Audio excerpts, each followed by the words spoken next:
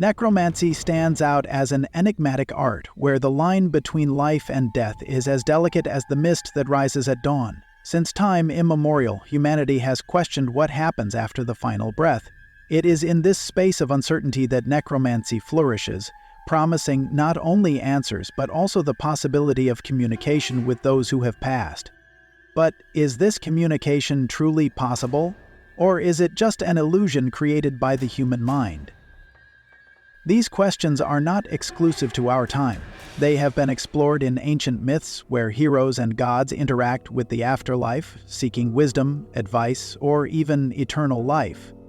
Have you ever wondered if it's possible to communicate with the dead through myths and legends? What might they have to tell us about the afterlife? Today, we'll explore the fascinating world of necromancy, a practice that spans millennia of ancient mythologies, inviting us to reflect on life, death, and spiritual connections with those who have passed. Let's dive deeper into necromancy now, where the line between the living and the dead fades, and where the deities of death and the afterlife dwell in the darkest tales. The history of necromancy is a labyrinth of traditions and beliefs that spans millennia, crossing civilizations and continents. In ancient Egyptian myths, the dead were not seen as absent, but as spirits inhabiting a parallel realm. Gods like Osiris, the ruler of the afterlife, were invoked to ensure that the souls of the deceased safely navigated the underworld. In ancient Greece, necromancy was deeply connected to the cult of Hades, the god of the underworld. Mediums and oracles, like the famous one from Delphi, used summoning rituals to call upon the dead and seek guidance from the spirits. Heroes like Orpheus descended into the realm of the dead to bring back those they loved, seeking wisdom, redemption, and even resurrection. During the Middle Ages, necromantic practices associated with myths of witchcraft faced persecution, but this did not extinguish the quest for answers beyond death. On the contrary, it fueled the idea that the afterlife held mysterious and divine powers, ready to be uncovered.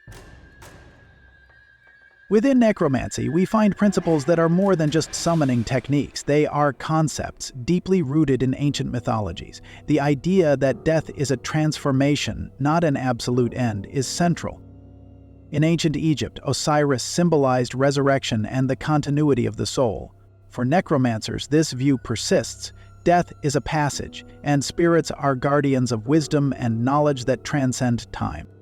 The necromancer's intention is another fundamental principle.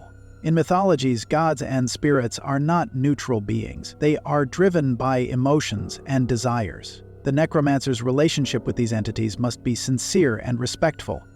For example, anger may attract vengeful spirits or gods like Hades, while compassion can invoke deities like Isis, who associate death with healing and forgiveness.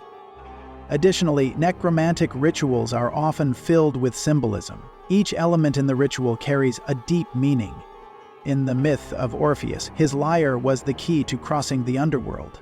Just as candles, herbs, and crystals in a modern ritual represent catalysts for spiritual energy.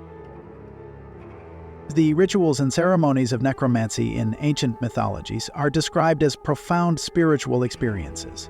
In modern necromantic rituals, the preparation is equally meticulous. The necromancer chooses a secluded location, away from the distractions of daily life, to create an environment suitable for communication with the dead. Darkness is often chosen, symbolizing the connection with the unknown, much like the darkness of the underworld, where gods like Hades or Persephone reign. The elements used, such as candles and herbs, also hold great significance. Herbs like rue or sage, which, when burned, purify and ward off negative energies, allude to ancient practices in spiritual cleansing rituals, such as those used by Egyptian priests in their ceremonies of spiritual transition. Crystals, like amethyst or obsidian, are used for protection and amplifying spiritual energy, much like magical talismans from ancient cultures. The invocation is a moment of great concentration where ancestral words and chants are recited, often in ancient languages connecting the physical and spiritual worlds. In many cultures, such as the Greek tradition, words and magical melodies have the power to capture the attention of gods and spirits, like Orpheus, who, with his music, could enchant even the souls in Hades. The symbolism of necromancy is deep and varied, with many elements reflecting mythological beliefs about death and transformation.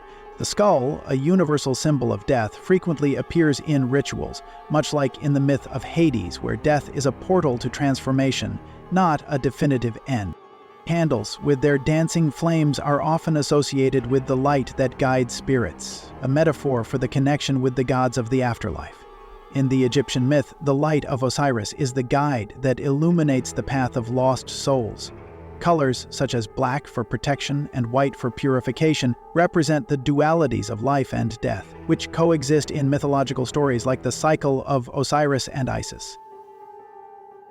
Spiritual entities play a crucial role in necromancy, serving as intermediaries between the world of the living and the dead.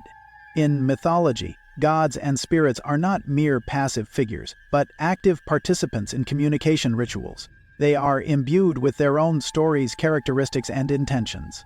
For example, necromancers may invoke gods like Hades, the lord of the underworld, or Isis, the goddess of resurrection. Ancestor spirits, often called upon to seek wisdom and guidance, are central figures in many cultures, such as the Egyptian practice of honoring the dead with offerings and prayers. The relationship with these entities is based on respect and reciprocity. In many mythologies, such as the Greek, interaction with the gods requires sacrifices or promises. Necromancers must be attentive to the messages the spirits send, whether through visions, dreams, or tangible signs such as changes in ambient temperature. Popular beliefs and folklore surrounding necromancy are multifaceted, with narratives varying across cultures. In some traditions, such as in African cultures, it is believed that invoking the dead can bring negative consequences, like misfortune or curses. This is reflected in folk tales, where necromancers break spiritual rules, summoning forces they cannot control. However, in other cultures, such as indigenous ones, communication with the dead is seen as sacred, a way to honor ancestors and receive divine guidance. The view of death as part of an ongoing cycle is a constant in myths, such as that of Osiris, who is reborn from the depths of the underworld, symbolizing the renewal of life. In modern times, necromancy has continued to evolve, adapting to new beliefs and interpretations, yet without losing its mythological roots.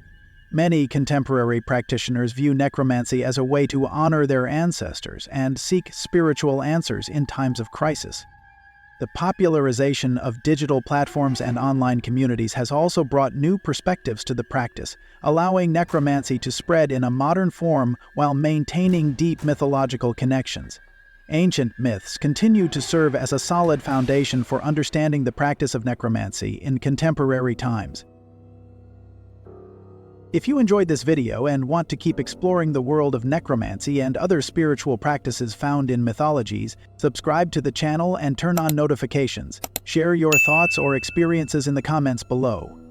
Because for us, your participation is fundamental. See you on the next journey. Bye.